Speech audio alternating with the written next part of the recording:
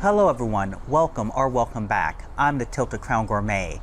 We're in the Halloween season again, and today I'm going to be presenting to you, in honor of Alien Romulus, alien eggs. So if you're ready, let's roll up those sleeves, let's get some prep done, and let's get cooking.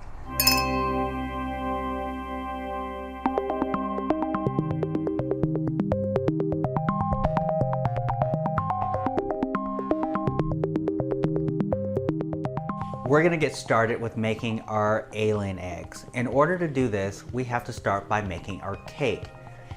So now, I love the movie Aliens, and Alien Romulus just dropped, and it's made over $100 million thus far at the time of filming this video. So it's doing really, really well.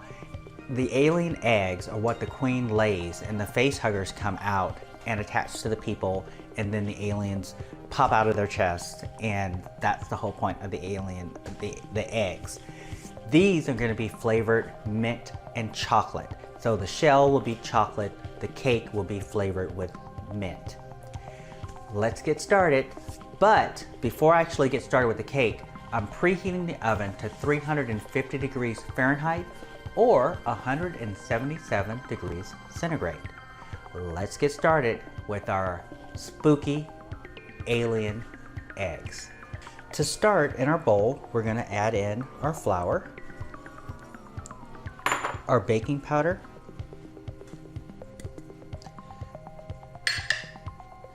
and our salt.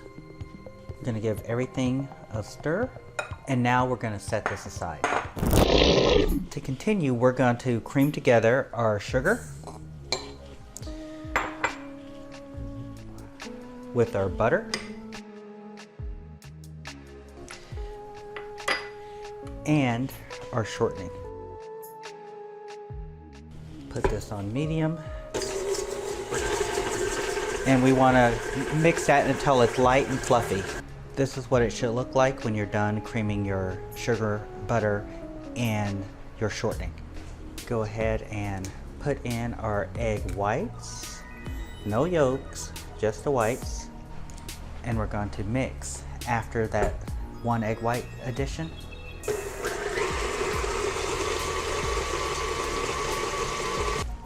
Now we're going to put in our second egg white.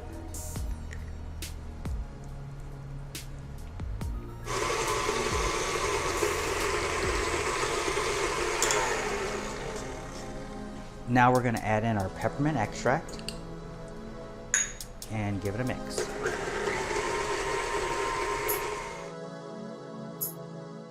It smells really good. Now we're going to pour in a third of our dry ingredients, give it a mix. Now we're going to put in half of our milk,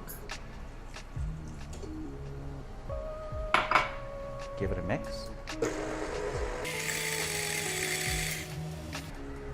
Going to add another third of our dry ingredients, give it a mix. The rest of our milk, give it a mix, and the remaining dry, give it a mix. Last but not least, we're going to add in our food coloring. And we're going to mix this until it's well combined.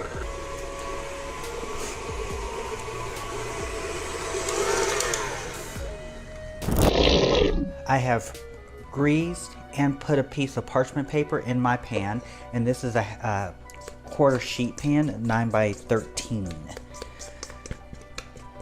Now we want to make sure that we smooth this out.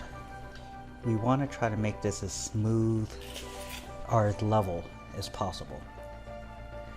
Now we're going to put this in our preheated oven for 18 minutes.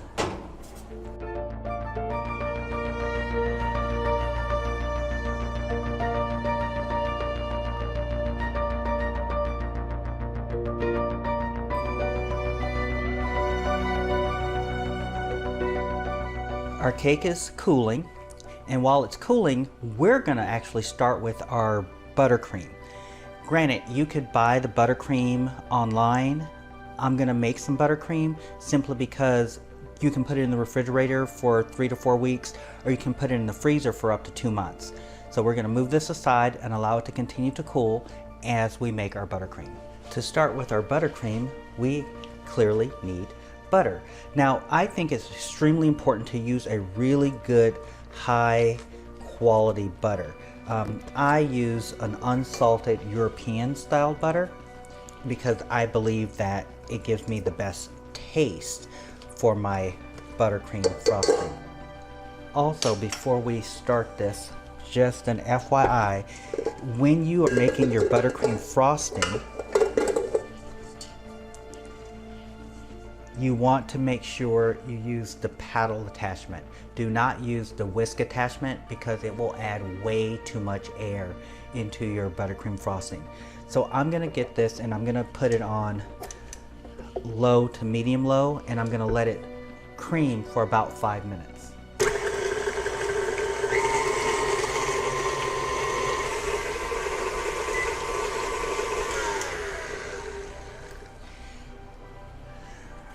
Butter looks fantastic.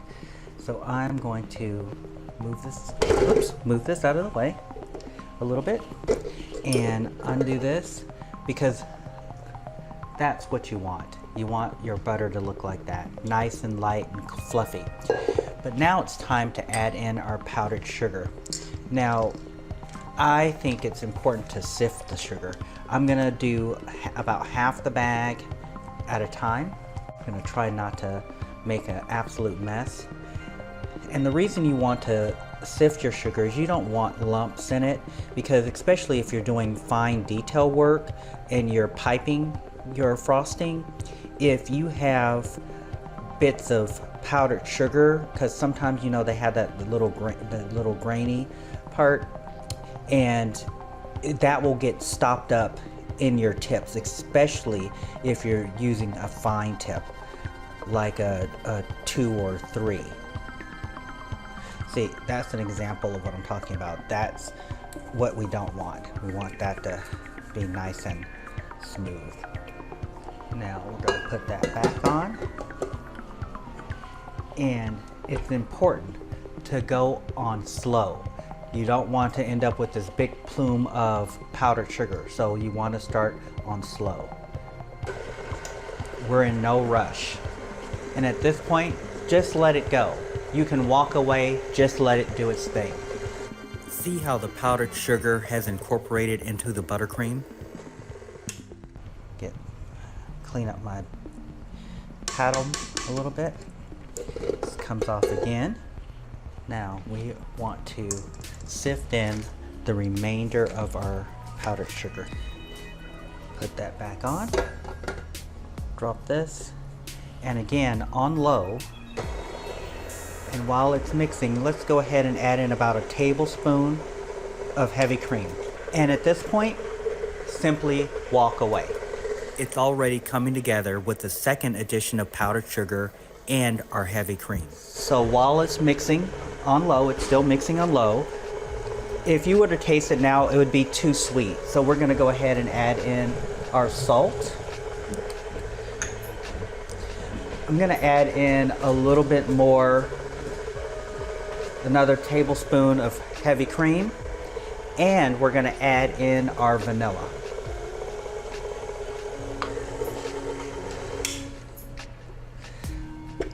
I'm gonna take an opportunity to get my frosting and scrape down my bowl. Doesn't that look fantastic? But we're not done. Put it back. And I'm gonna add in more cream, another tablespoon. This is an absolutely fantastic buttercream. Now it's super important to cover your buttercream. I actually put one layer of saran wrap right down on it, and then because I don't have a lid for this particular bowl, I'm gonna wrap the top And then I'm gonna set this aside until I'm ready for it. We're gonna start making our cake pops. So in order to do that, we wanna just take our cake and we wanna crumble it. Get it and crumble it up into our bowl. I'm using a little bit of a larger bowl because we're gonna have to mix in some buttercream to this so that it all sticks together. Crumble it up really well.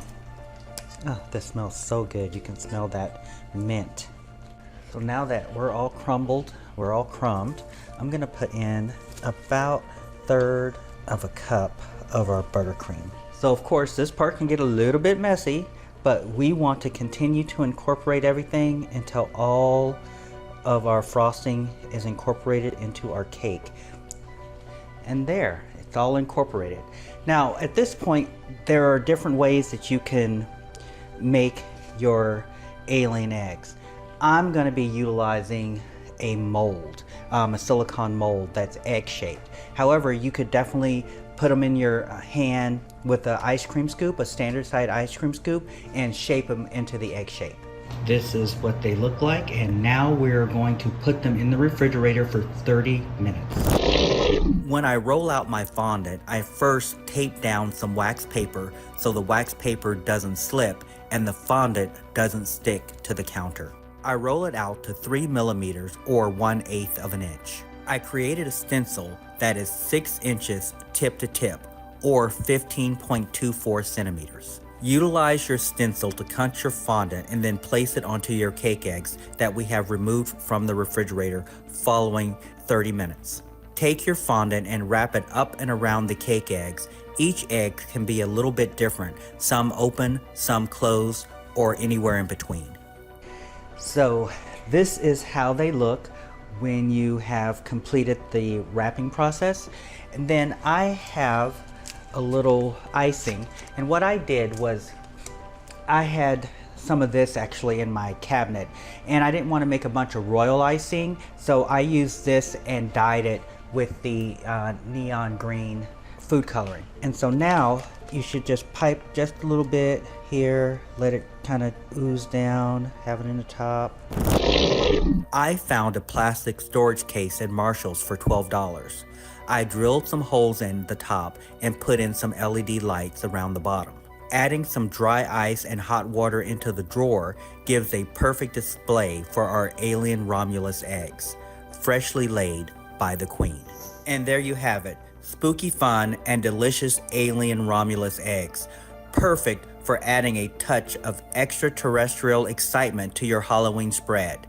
These eerie little treats are sure to be a hit at your next Halloween party. So does it matter which one? No, just pick one. It's not gonna pop open, is it? Get my face. I'll show this one. Oh gosh. This sounds hot. You just bite it? Oh. Mm-hmm. Oh my god, it's like the